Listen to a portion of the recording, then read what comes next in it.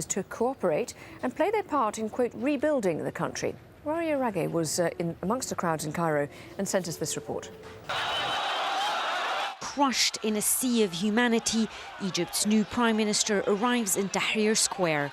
A scene so momentous in this country, many could not believe it was actually happening. An official of such ranking in a rally that large, that exposed.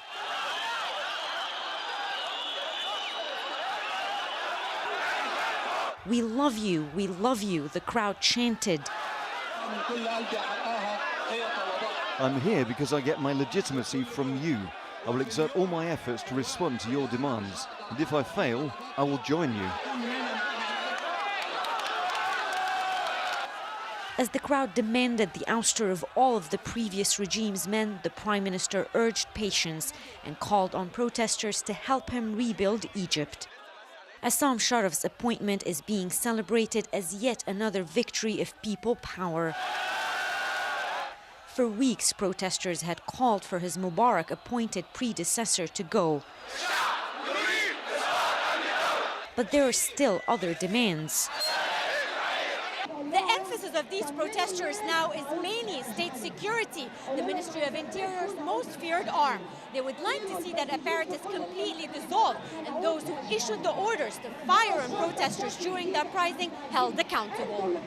Releasing all political prisoners is yet another pressing issue. On Thursday, authorities released 2 sentenced leaders of the previously outlawed Muslim Brotherhood group. Showing up in Tahrir, they thanked the military but asked for more.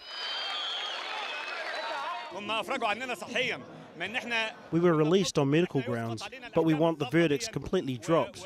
We also want back our businesses that were shut down and confiscated. We want our stolen rights back.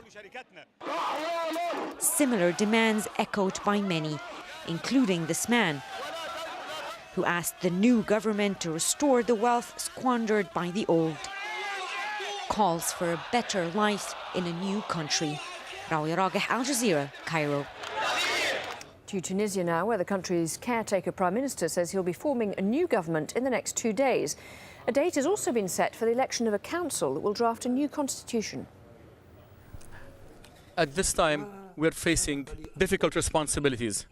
As I said before, and a lot of colleagues here present know that in this government, which I'll be honored to head, all those who would like to leave, please feel free to do so. But all those who would like to stay and work, the door is open, and we will help each other and facilitate it. And we'll call on our people to help us and give us, at this short period of time, the benefit of the doubt.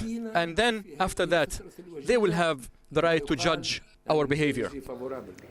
Anti-government protests have been gaining momentum across Iraq. Riot police used batons and water cannon to disperse demonstrators on the streets of Basra. And hundreds converged on Baghdad's Tahrir Square for a second Friday. They're calling for improved services, better pay and an end to corruption. Many walked for miles to reach the protest after authorities banned cars from entering the city centre. Crowds in Jordan's capital, Amman, have been demanding political reforms and a constitutional monarchy. Jordan's Prime Minister has rejected calls to strip King Abdullah of his powers. The government has made several concessions in the past month, but opposition groups say they don't go far enough. And there's been further unrest on the streets of Bahrain as protesters call for sweeping political reforms there. Thousands of anti-government demonstrators surrounded state television headquarters in the town of Isa. It follows clashes between Sunni and Shia groups on Thursday, the first direct confrontation between the two sides since the start of large-scale protests. Now, there have been rallies both for and against Oman's ruler. Anti-government protesters gathered in the Sultanate's second biggest city, Sohar, to demand political reform, an end to corruption and higher wages. Our special correspondent is there, and for his own safety, we're not naming him. Friday prayer in Oman's second largest city of Sohar, and more than 2,000 protesters turned the main traffic intersection into a place of worship.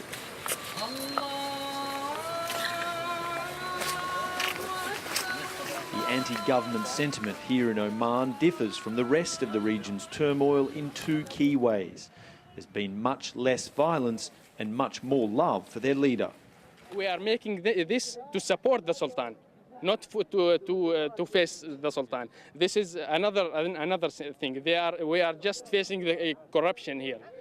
Sultan Qaboos Al Sayed brought peace to Oman soon after taking power in a palace coup 41 years ago. He also delivered paved roads, a public health system and more women's rights than other Gulf countries. But like the rest of the Arab world, Omanis now yearn for more. The protesters' demands are listed very clearly right here in the middle of the roundabout. Number one is to dismiss all government ministers and investigate them for corruption. Number two is they want a new parliament elected by the people. And number three is to find more jobs for Omanis and raise everybody's salaries. Military helicopters buzz over the crowd, but there hasn't been a repeat of last week's violence, where at least one protester was killed by riot police, while a shopping centre, police station and government building were all torched. These protesters say they denounce acts of violence, but hope a calm, peaceful plea will be heard by their beloved leader. If he did know, he will change, we are sure. How long do you plan to stay here for? Until all our demands will be achieved. The role of the military is key here now, respected by the people much more than the police, but they have very little experience in dealing with civil unrest, leaving the days ahead filled with uncertainty. Yemen's president has rejected opposition proposals for a transfer of power. Ali Abdullah Saleh is sticking to his earlier offer to step down when his term ends in 2013. Demonstrators in the capital Sana'a have been demanding his immediate resignation. Hashim Halbara reports. Sana'a University Square, the focal point of the anti-government demonstrations. Again, thousands gathered after Friday prayers, chanting the slogans which have echoed across the country. The president has to go. Opposition members take to the podium, reminding the crowd that their fight will be a protracted one, but that eventually President Saleh will be forced out. I wish if he understands to get out from our home, because we want to be free. We want to be free. Please, Ali, get out. At their own rally, President Saleh's loyalists are firing back. They gathered in thousands in a show of support for their beleaguered leader. Influential tribesmen, clerics, and members of his ruling party joined anti-government protesters, accusing him of dragging his heels on reform. This is Tahrir Square. This is where the anti-government protesters initially wanted to gather, but they were denied access to this site, which is now occupied by Ali Abdullah Saleh's loyalists. As you can see behind me, they are very defiant.